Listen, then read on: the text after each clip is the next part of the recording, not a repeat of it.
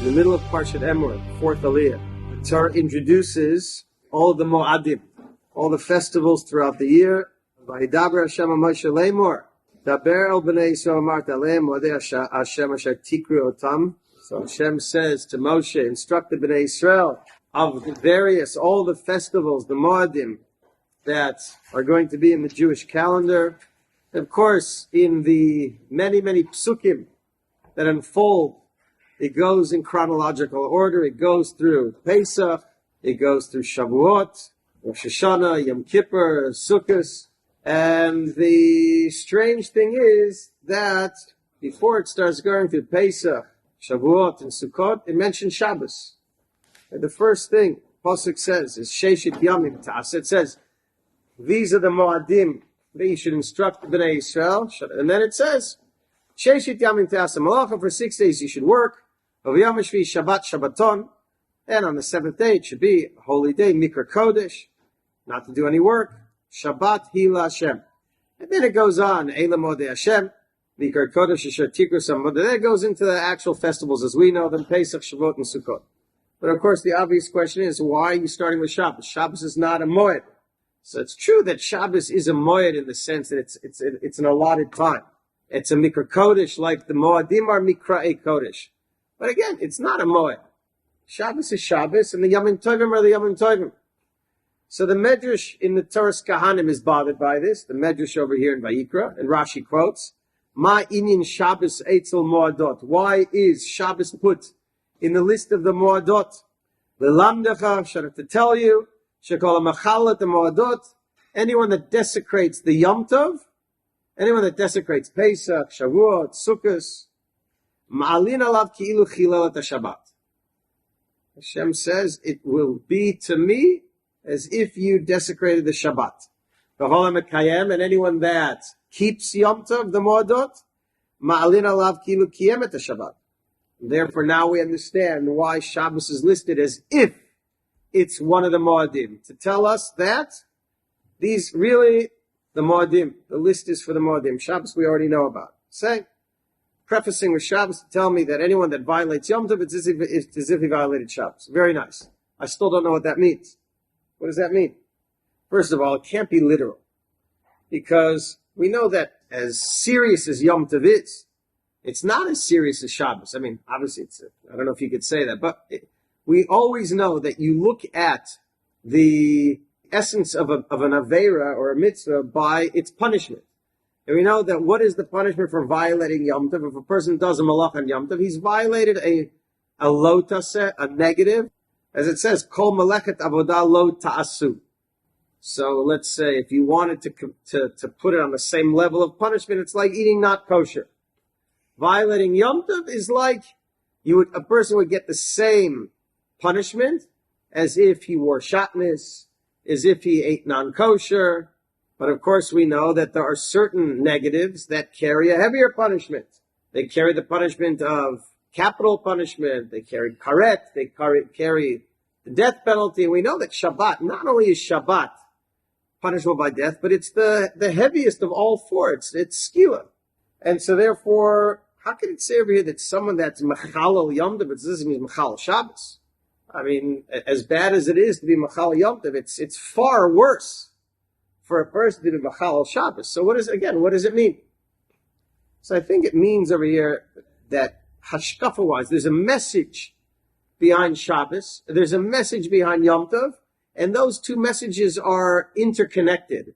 And therefore, the Medrash could say that if a person violates Yom Tov in some way, he's violating Shabbos. Doesn't mean literally he's violating Shabbos, but it means that whatever the message of Yom Tov is, that same message exists on Shabbos. So therefore, if you violate the one, you're violating the other. What's the message? What is the message of Yom Tov? We know that the message of Yom Tov is Zecher Lietzias Mitzrayim. Every single Yom Tov that we have, except for Rosh Hashanah Yom Kippur, which are also mentioned in the list over here. But the main Moadim, Pesach, Shavuot, and Sukkot, are all commemorating a different aspect of the journey from Egypt to Eretz Yisrael. Pesach focuses on the Yetziat Mitzrayim, on the miracles that happened when Hashem took us out of Egypt, but it stops there, right? Maybe Pesach goes until Kriyat Yamsuf. The seventh day of Pesach was Kriyat Yamsuf. So therefore the holiday, the festival of Pesach covers from going out, from Makat Bechorot, from the night of Pesach, of Seder, until day 7. Shavuot commemorates the miracle of Kadosh Baruch Hu, who's not a physical God, comes down onto the mountain and reveals himself to 3 million people. That's an unbelievable miracle. So therefore Shavuot commemorates that step of Yetzias Mitzrayim, which was 50 days later. And then what does Sukkot represent? Sukkot, the Pasuk says, why do we keep Sukkot? Keep the Sukkot Hoshavti B'nai Yisrael, to commemorate the miracle that HaKadosh Baruch Hu sheltered us for 40 years in this harsh and dangerous desert, and that took us all the way up to Eretz Yisrael. So therefore the 3 regalim, Pesach, Shavuos, and Sukkot, really cover all of the open miracles that we were privileged to experience from the night of leaving Egypt until the end of the 40 years when we entered Eretz Yisrael. Someone who keeps Yom Tov acknowledges and he affirms that I believe that we were privy to open miracles, to Hashgacha Pratis, to divine providence in a miraculous way, as a people, as individuals. If a person desecrates the Yom Tov, he's denying that. He's basically denying the miracles that HaKadosh Baruch Hu does to the Jewish people. At least those miracles, those were the most open miracles that we ever experienced, that the world ever saw, were the miracles that are covered by Pesach, Shavuot, and Sukkot. So I can understand if a person, that's why it's bad. Might not be as bad as Shabbat. It's bad to desecrate Yom Tov, because then we are denying the message, which is that HaKadosh Baruch Hu is watching over us and he's taking us out in a miraculous way. He engages with us in a miraculous way. Openly miraculous way. What is Shabbos? There are a lot of messages of Shabbos. But I think if we're going to basically say that the message of Shabbos and the message of Yom Tov are the same, so I would suggest that also the message of Shabbos is affirming and recognizing the hidden miracles that HaKadosh Baruch Hu does for us with divine providence. Shabbos is not about, now of course, the original Shabbos stands for the fact that HaKadosh Baruch Hu created the world from nothing, and he created in 6 days and rested. That for sure is the most open miracle. But we as a people never saw that, which is why the Aseret HaDibros, that's why the first of the 10 Commandments, it says, I'm the Lord your God. It doesn't say, I'm the Lord your God that created the heavens and the earth, because none of them were around at that time. I'm the Lord your God that took you out of Egypt. So therefore, our relationship with HaKadosh Baruch Hu starts with Yetzias Mitzrayim. So therefore, if we're observing Shabbos, it cannot just be that Shabbos is a zeicher as Tchilat Maaser Bereishis. In fact, we never say that Shabbos is a zeicher to Maaser Bereishis. We say Tchilat Maaser Bereishit in Kiddush. We do say it's a zeicher Yetzias Mitzrayim. How Shabbos is a zeicher to Yetzias Mitzrayim is another topic, which requires work. But I would suggest that Shabbos is a zeicher to the fact that HaKadosh Baruch Hu is the one that gives us our parnasa. Because why? Every time a Jew keeps Shabbos, what is he basically telling himself? I believe that my financial success can be achieved without working 7 days a week. It can be achieved by working 6 days a week. Now, for that, I have to have a lot of emunah. We all know that historically, it wasn't easy for Jews to keep Shabbos. We know that in America, when the Jews went over to emigrated to the United States in the early 1920s, 1930s, etc., and even later, after the war, so many Jews worked on Shabbos because it was pikuach nefesh. Back then, the atmosphere was, if you don't work on Shabbos, don't come to work on Sunday, or don't come to work on Monday, don't show up the next week. So there were Jews that had tremendous emunah in Hashem that withstood the challenge, and they kept Shabbos. Baruch Hashem, I think that today it's less challenging to keep Shabbos because we have so much financial prosperity. There's so much blessing among the Jewish people when it comes to money and material blessing that it's not such a challenge. But still, it is a challenge, right? Because simple logic would say that if I earn $100,000 a year by working 6 days a week, I'll earn more if I work 7 days a week. And now the Jew has to say, you know what?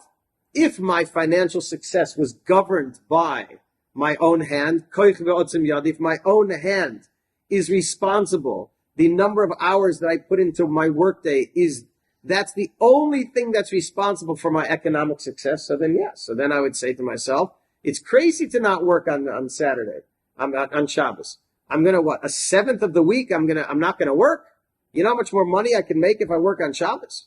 But if we believe that our parnasa comes from Hashem, and so therefore our Kadosh Baruch Hu has the ability to give us our financial successes by working 6 days a week as opposed to 7, so then I could have the strength to close up shop. And so therefore, that's the connection. Just like Pesach, Shavuot, and Sukkot are, when I keep the Yom Tov, I am affirming, I'm testifying that I believe in the God of Israel who did open miracles with us. So by keeping Shabbos, I'm saying I believe in the God of Israel that does regular, ordinary miracles with us. Having parnas is a miracle. It comes from Hashem. And so therefore, if it's a miracle, so then the miracle will happen whether I work 7 days a week, whether I work 6 days a week. In fact, I'll have more blessing if I only work 6 days a week. Because if I work 7 days a week, Hashem will be annoyed with me. If Hashem will be disappointed with me, so then maybe I won't get the parnas. It's the opposite. It's like the story. There was a story, I forgot who gave this story. Maybe it was the Chafetz Chaim that said the mashal. A person has a big barrel of wine. And he bores a hole and puts a spigot in the barrel. He turns the tap, wine comes out. But the wine's coming out slowly. So he figures himself, he says, I see that boring a hole makes wine come out. So he figures if I make another spigot, more wine will come out. So it's true. If you make another faucet, it's not that more wine will come out. The wine will just come out faster, but you're not going to get more wine. The barrel holds what the barrel holds. It's just that the same wine in the barrel will come out twice as fast if you have 2 faucets versus 1. The same thing over here. If a person works 7 days a week, the same parnasa, at best, the same parnasa will come out. It'll just come out faster. It'll come out faster. So therefore, I think that's the correlation. That's why it says, anyone that observes Yom Tov and believes that a Kadosh Baruch Hu has the power to do open miracles with us, certainly will believe that a Kadosh Baruch Hu has the power to do everyday normal miracles for us. And parnasa is a miracle. It might not be a miracle on the stature of Kriyas Yamsuf, of Yetzias Mitzrayim, of sitting in Sukkot in booths for the 40 years, of the revelation at Sinai. It might not be a spectacular miracle like that, but if we believe that our parnasa is a miracle and that it comes from a Kadosh Baruch Hu, so therefore we'll keep Shabbos as well. So therefore, person keeps Yom Tov, it ingrains in him that a Kadosh Baruch Hu is taking care of us in an open, miraculous way. If we keep Shabbos, it's the next level of Amunah. Not only does a Kadosh Baruch Hu take care of us spectacular ways, he takes care of us in all the hidden ways and all the regular ways as well. And it's all coming from a Kadosh Baruch Hu. And then we appreciate him. It's all about Hakaras HaTov. It's all about appreciating the good that a Kadosh Baruch Hu does for us. And therefore, the foundation of Judaism is Shabbos and Yom Tov. By keeping Shabbos, by keeping Yom Tov, we basically cover all aspects of Hashgacha Pratis. The Hashgacha Pratis in the open miracles, Hashgacha Pratis in the hidden miracles. And therefore, when we are believing in a Kadosh Baruch Hu for all areas of our life, when it comes to Parnasa, when it comes to our salvation, etc., so then Kadosh Baruch Hu will give us the blessing, and therefore we have a munah that by observing Shabbos, it'll only bless our parnasa. By observing Yom Tov, it'll only bless everything that we need in life from our Kadosh Baruch Hu. There's Hashem, by keeping Yom Tov and Shabbos properly, as we say, that if we keep 2 Shabbos properly, Mashiach will come. There's Hashem, we should keep those 2 Shabbos this week and next week. We should be Zoich to Mashiach, be Zoich to the end of the war. Geula Shlema, Amen.